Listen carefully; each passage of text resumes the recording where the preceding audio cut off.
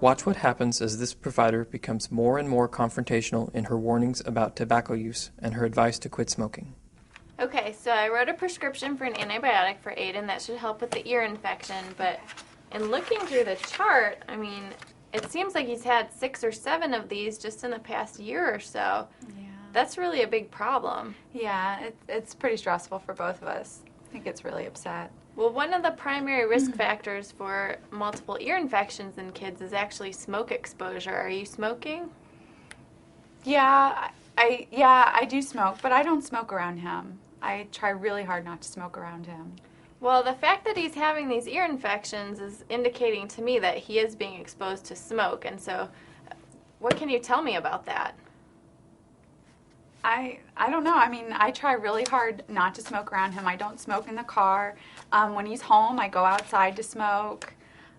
I mean, I know it's bad, and I know it's bad for him, so I don't want him to be around it, so I try really hard. I really need you to quit smoking, both for your health and for Aiden. Did you know smoking around your child is associated not only with ear infections, it could get to the point where you have to put tubes in his ears pretty shortly here, but also things like vitamin C deficiency, cavities, like dental cavities, behavior problems, asthma, other upper respiratory infections. It's really putting him at a lot of risk. In addition to that, kids of smokers end up smoking themselves. Do you want him to grow up to be a smoker? No, but I don't smoke. I've thought about quitting, but it's really hard, so I just don't know how to do it. Well, now's the time to quit. It's really gotten to the point where you can't keep smoking. Not only for him, like I said, but also for you. You're putting yourself at risk for lung cancer, for emphysema, for oral cancers, for heart disease, for all kinds of things. I know. I've heard, people have told me before, I've heard all that.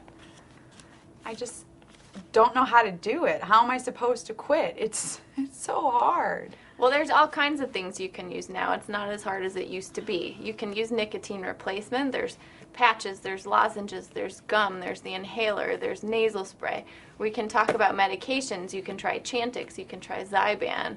There's quit smoking groups you can go to. There's hotlines you can call. I just don't have time There's for no any of reason that. why you shouldn't be able to quit. This is really important. I understand that. I know it is. I mean, everybody has problems, right? It's really, really hard. Well, what can be more important to you than the health of your child? I don't know. I really need you to tell me that you're going to quit smoking. This is really important.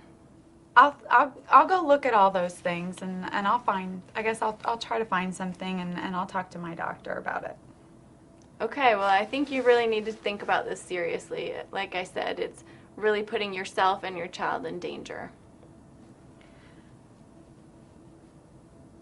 Okay.